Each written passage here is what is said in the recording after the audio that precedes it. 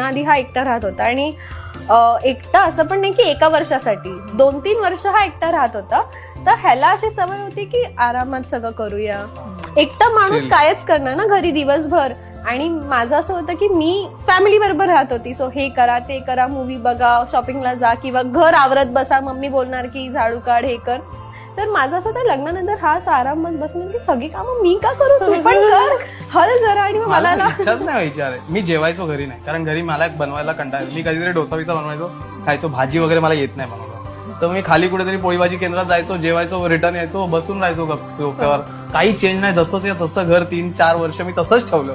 इकडचं तिकडे नाही गेलं, काय नाही केलं. ही आल्यानंतर हे बदलूया ते बदलूया, रंगच बदलायचा आहे मला. मग मला ह्याला सारखं असं की यश प्लीज मला ह्याच्यात हेल्प करणं, प्लीज किचन आवरणं, प्लीज हे करणं, बाल्कनी साफ करणं. मग ह्याला थोडंसं आता सवय झाली. भांडी सिंक मध्ये एवढी भांडी, तिकडे सगळं काहीतरी पडलेलं. फ्रीज भरलेलं, माझा फ्रीज कधीच भरलेला काय करायचं नव्हता. घरी? बाकी काहीच नव्हतं. आता फक्त तेवढं एक करायला लागतं एक्स्ट्रा काम, बाकी काय लिटरल बॅचलर होता. हा, ते एकदम एकदमच